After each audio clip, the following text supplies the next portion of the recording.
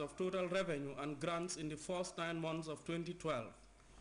Total expenditure on net lending also rose, but at a slow pace of 3.9% to $4.97 billion, or 17.0% of GDP.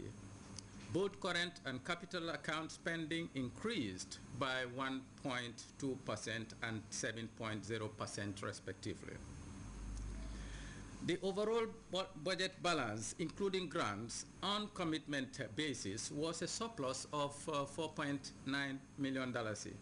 In the year to end September 2012, the dollar though depreciated against the US dollar and pound sterling, but appreciated against the euro, while the fundamentals of the banking industry remain stronger. The dollar depreciated against the US dollar and pound sterling by 11.6% and 8.4% respectively in September 2012 compared to September 2011, but appreciated against the euro by 0.6%. In nominal effective exchange rate terms, the dollar depreciated by 4.7%. Recent inflation outcomes, according to experts, are in line with projections. It is predicted, though, that before the end of the year 2012, inflation is not expected to exceed the envisaged target of 5%. Though there could be upside risk to the forecast emanating from the recent depreciation of the dollar and higher commodity prices. What then is the candid opinion and decision of the Monetary Policy Committee on the issue? At the previous meeting of the Monetary Policy Committee, the committee assessed that conditions justify the loosening of monetary policy. Although domestic economic growth has slowed and inflation contained, the Monetary Policy Committee is of the view that further reduction of the policy rate is not appropriate at this time. The MPC has therefore decided to leave the policy rate unchanged at 12.0%. Further actions going forward will depend on the impact of global and domestic developments on the inflation outlook. Thank you. They rose to meet later in January 2013 on monetary policy issues.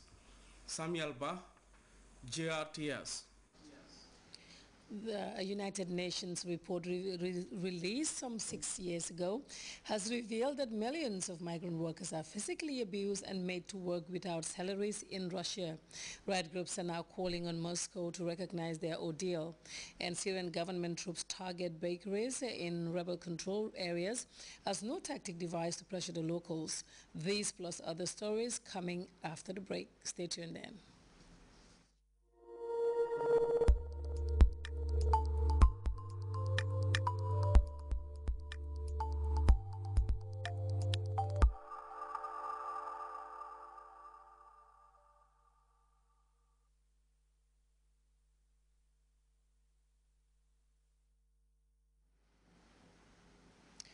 Welcome back. The Ivorian government has warned members of a traditional hunting society called the Dozo Brotherhood to respect the law and not to overstep their boundaries. The society, which serves as caretakers of plantations, are accused of abusing their authority.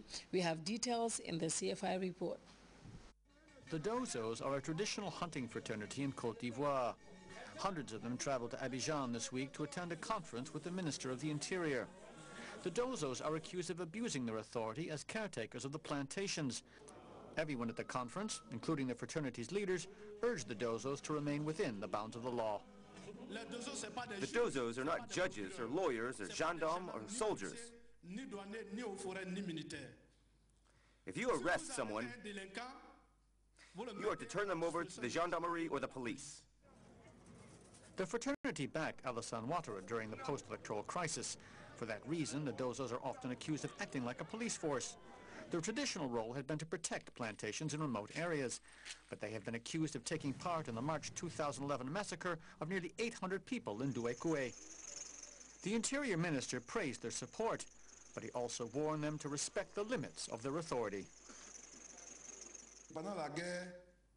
During the war, the Dozos contributed to the country's liberation. Thank you. But be careful not to deviate from the path. The conference in Abidjan comes a week after a meeting between President Ouattara and regional leaders from Western Côte d'Ivoire who accuse the Dozos of carrying out reprisals against the population. But the attackers may be posing as Dozos. To find out, the government and the fraternity will conduct a nationwide census.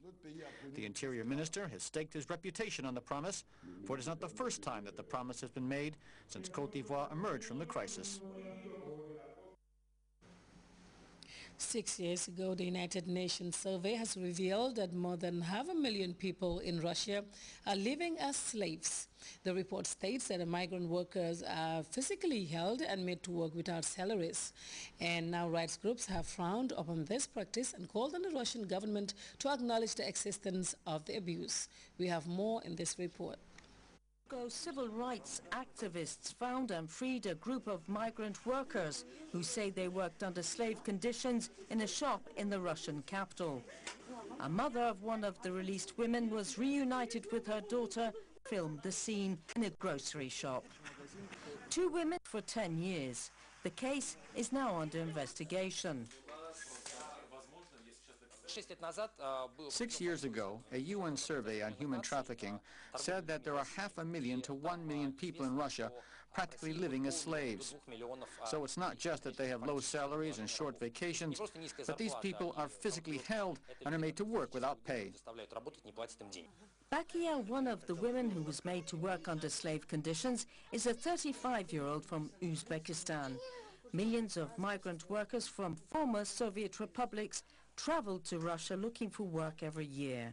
Human traffickers put the workers in the hands of mafia gangs who obliged them to work for free for years. They beat me and beat me. They beat me with their hands, with sticks, with a foil roll. They beat me for 3 days. My head swelled up here. I had terrible bruising. In Moscow, between 50,000 and 100,000 migrant workers are working under slave conditions. But the Russian authorities refuse to acknowledge the extent of the abuse. Syrian government troops have now found a new weapon of war, and that tactic is to starve the populace into submitting to the will of the Assad regime. This comes as government forces target bakeries in rebel-held areas like Atarib, where residents depend on bread for survival. This report looks at how Syrians are trying to survive the civil war that has wreaked a lot of havoc in Damascus. Syrian forces have adopted a new tactic to weaken the insurgency. After destroying schools, hospitals and homes, they are targeting bakeries in rebel-held areas in what appears to be an attempt to starve the population into submission. On Friday morning, workers at this bakery in Atarib, near Aleppo, cleared away the debris and struggled to repair the ovens. Hundreds of people in surrounding areas depend on the bread produced in these bakeries.